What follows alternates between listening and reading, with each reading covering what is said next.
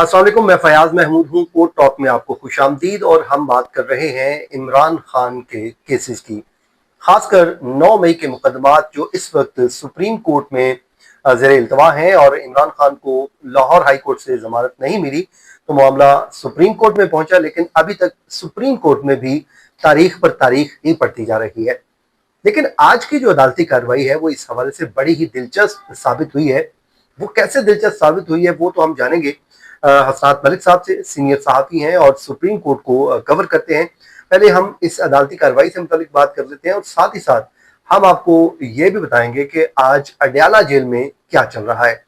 मलिक साहब, सबसे पहले तो आज की जो अदालती कार्रवाई है, पाकिस्तान तहरीक इंसाफ आज बड़ी पुरुम्मीद थी और ये भी कहा जा रहा था, कल मेरी बल्कि उनके वकला से बात हुई, वो कहते हैं जी हम आर्गूमेंट्स की तैयारी कर रहे हैं और आर्गूमेंट्स करके जा रहे हैं और सुबह जाके वो फटे चक देंगे। क्या हुआ फिर आज, क्यों नहीं समाअत आगे बढ़ सकी? देखिए, आज जैसा कि रिपोर्ट भी हो चुका है, क्योंकि सुबह सवेरे पहले ही ये केस टेकअप हुआ है, तो चीफ जस्टिस याही अफरीदी ने इमरान खान के वकील सलमान सफदर को कहा कि जी जो आपने एडिशनल डॉक्यूमेंट जमा कराए, जो जजमेंट आपने सबमिट की ट्रायल कोर्ट की, वो मैं पढ़ नहीं सका, उनको गो थ्रू नहीं कर सका, तो मुझे जो वो थोड़ा टाइम चाहिए होगा। ऐसा करते हैं, कल तक केस एडजर्न कर देते हैं, कल 10 बजे केस टेकअप। ठीक है, तो फिर ये केस एडजर्न हो गया, इतनी प्रोसीडिंग हुई। अच्छा। अब यही अफरीदी साहब ने क्यों ये किया, इस पे मुख्तलिफ खबरें मतलब एक आ रहा है। हाँ, आपके पास क्या खबर है कि ये क्यों हुआ? देखें, अब ये मुझे नहीं पता। एक बात तो यही अफरीदी साहब एक कंजर्वेटिव माइंड जज है, वो मेरिट पे नहीं जाते। जिस किस्म की सोच उनकी है कि केस को, पहले उनकी सोच ये थी कि जी ना हम प्रोसिक्यूशन के केस खराब करेंगे ना इमरान खान। हाई कोर्ट पे उनके कंसर्न थे कि हाई कोर्ट इतना डेप्थ में क्यों चला गया कि उसने मेरिट पे कहा कि इमरान खान मास्टरमाइंड था 9 मई का, और वो जो कंस्पिरेसी की पूरी एक स्टोरी है प्रोसिक्यूशन की, उसको उन्होंने एंडोर्स कर दिया। ये क्यों किया? लेकिन अब ये है कि यही अफरीदी साहब का ये था कि क्या हाई कोर्ट इस किस्म की रिमार्क दे सकता है, इस पे तैयारी कर। वो तो बड़ा सिंपल था, वो तो आज कर देते कि भाई हाई कोर्ट नहीं दे सकता, रिमार्क एक्सपंज हो जाते, बेल मिलना ना मिलना। अब जो ये चले गए हैं, अब देखें इसमें क्या यही अफरीदी साहब 9 मई की वो कॉन्स्पिरेसी को एंडोर्स करेंगे, मेरा नहीं ख्याल।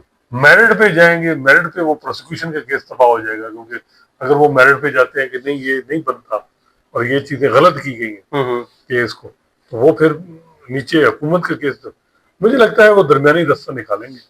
और बज़ाहिर ये लग रहा है कि बेंच में जजेस में कोई इत्तेफाक नहीं हुआ।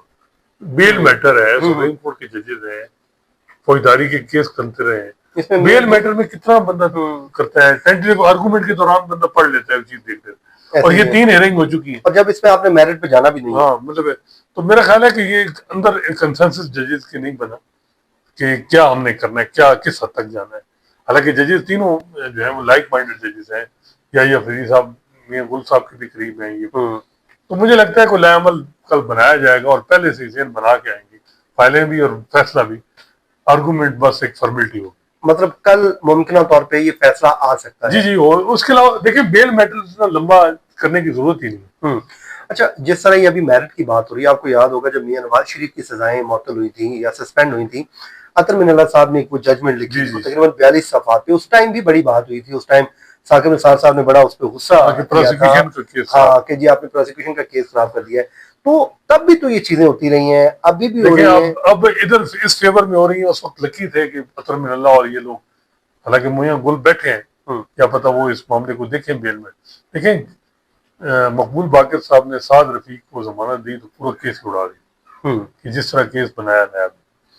इसी तरह और कई, ये बड़ा कम होता है कि बेल, इवन मंसूर अली शाह ने जो बेल दी थी खुर्शीद शाह, वो 2.5 साल बाद बेल मिली थी खुर्शीद शाह जी। और अब ये पीटीआई वाले कहते हैं लेकिन उसका खुर्शीद शाह साहब का केस ही नहीं लगता था, केस ही नहीं। और जो मखदूम अली खान उनके वकील थे वो यही कहते थे कि केस का डेट हो गया फिर भी केस नहीं लगता। तो ये अब जो है वो, मेरा ख्याल है कि उस वक्त एक्यूज लकी थे कि जजेस, अब 26वीं तरमीम के बाद मेरा नहीं ख्याल जजेस मौजूदा हुकूमत को, निज़ाम को परेशान करें या उनको ऑफेंड करें, उनके खिलाफ जाएं, क्योंकि वो तो 26वीं आज डार तरमीम के बाद डार साहब ने कहना कि 27वीं तरमीम नहीं, की लेकिन जरूरत नहीं है, देखें मुल्क अच्छा चल रहा है। देखें 26वीं तरमीम के बाद अगर किसी जज ने प्रमोशन लेनी है, यानी हाई कोर्ट से सुप्रीम कोर्ट जाना है, किसी कच्चे जज ने पक्का होना है, एडिशनल है तो परमानेंट होना है, किसी ने सुप्रीम कोर्ट ने आईनी बेंच में जाना है, ये सारा मरहून मिन्नत है हुकूमत। ऐसे ही इवन जो डोगर साहब की ट्रांसफर हुई है तो अब मुख्तलिफ हाई कोर्ट के जज जो है वो भी लॉबिंग कर रहे हैं कि हम भी इस्लामाबाद ही, ये भी खबर में आपको मतलब है कि बड़े लोग उनकी ख्वाहिशें हैं कि भाई हुकूमत तो इजीली, अब तो जजेस, पहले जजेस के हवाले से लॉबिंग करते थे कि जी वो किसी का बेटा यानी साथ प्रैक्टिस पे रख लिया है, खैर जजेस की तो वो, लेकिन वो ये है कि खुशनुदी हासिल करने के लिए वो, अब हुकूमत की खुशनुदी करनी है, जजेस नहीं। आप देखें ना मॉडल जो 26वीं तरमीम का है, जो चीफ जस्टिस हर हाई कोर्ट का देखें, डोगर समेत, सफार डोगर साहब समेत, Lahore high court, Peshawar high court, Balochistan high court, सब में हुकूमत की बात मानी गई। इवन याही अफरीदी साहब को भी तीसरे नंबर से हुकूमत ने उनको उठाया। आईनी बेंच में जो जजेस रखे हैं, जो उनको हुकूमत ने कहा कि ये वोट सिस्टम है ना, इनकी क्लियरेंस हुकूमत ने दी है कि हाँ ठीक है जी, वो जाहिर है अब वोट सिस्टम में जो ज्यादा वोट लेगा और हुकूमत के पास मेजॉरिटी। बल्कि मुझे तो ये भी किसी ने बताया था कि एक जज साहब ने तारड़ साहब को भी ये कहा कि मैं वोट लेके आया हूँ तो आप मुझे कैसे कर सकते हैं, तो वो ये चीजें भी हैं। ज़ाहिर आप जब वोट लेके आते हैं तो फिर एक आपका अपना, देखिए वो बड़ा है कि मामला वोट, लेकिन वो देखिए हर एक का अपना, लेकिन मेरा ख्याल है कि हर एक जो है ना वो स्ट्रेंथ किसी की, हुकूमत के अंदर भी तो देखिए ना दो हैं, एक जो सिविलियन गवर्नमेंट है नून लीग पीपल्स पार्टी, एक मुक़द्दर हल्के हैं। कुछ जजेस जो है मुक़द्दर हल्कों के जरिए अपने मामला मजबूत करते हैं, कुछ जजेस जो है वो नून और पीपल्स पार्टी उनकी लॉबिंग के जरिए, और कुछ को जजेस की प्रमोशन बड़ी मुश्किल होगी। इवन तो याही अफरीदी साहब ने, मैं पूरे प्रोसेस में साइलिंग का याही अफरीदी साहब ने पूरा जोर लगाया, तरले किए, चाहे वो दिखाने के लिए जो भी मियां गुल को बनाए, उनको जो है वो उनकी कोई नहीं सुनेगी, बेबस नजर आई जाए। उन्होंने मियां गुल को चीफ जस्टिस नहीं बनवा सके। हालांकि वो चीफ जस्टिस खुद पहले चीफ जस्टिस की हालत देखे कि वो नहीं बनवा सके। तो बहरहाल जी, जो आपने कहा कि दरमियानी रास्ता निकलता है, वो बज़ाहिर क्या लग रहा है दरमियानी रास्ता, तो ये होगी या नहीं होगी, नहीं रिमार्स एक्सपेंड हो जाएगी, इन रिमार्स पे कोई मुतासर होगी बगैर जो है।